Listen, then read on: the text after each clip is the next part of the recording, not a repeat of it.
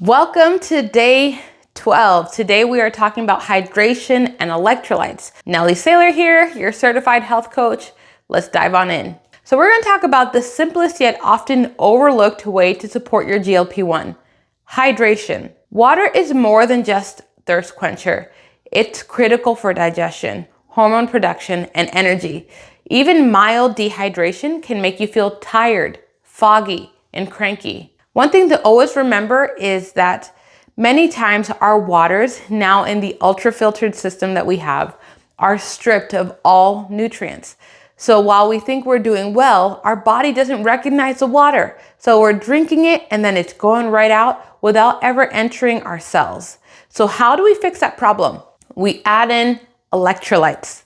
Electrolytes like sodium, potassium, magnesium, and calcium help your cells communicate, maintain fluid balance, and support nerve and muscle function.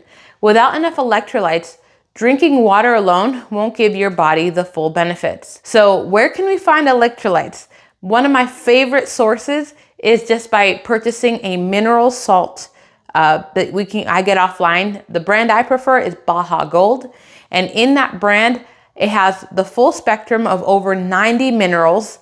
And it's a better spread of those minerals versus if you went to a Celtic salt or pink Himalayan.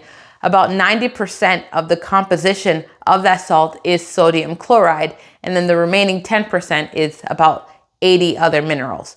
So Baja Gold has a wider spectrum of minerals, and then the composition is larger of the other minerals as well. And all it takes is a pinch of mineral salt under your tongue and drink down some water, or you can add a pinch of salt into your bottle of water, shake it up. When we're dealing with deficiencies, I enjoy doing about half a teaspoon of mineral salt per every 30 ounces of water that I drink. So I have a big old 30-ounce cup or bottle. I add in the mineral salt, shake it up. Does my water taste salty? Yes, it does. But is my mood better? Yes. And does my body respond well to it? Yes. So I'm going to keep doing it? Absolutely.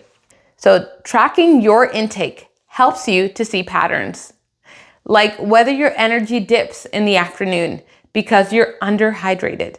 Many people do not understand that a lack of hydration, proper hydration, leads to anxiety, sometimes depression, as our body stresses over trying to get enough hydration.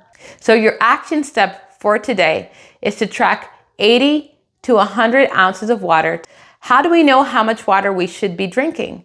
Because it's not just as simple as drinking 8 glasses a day. We want to take your current body weight and cut that in half.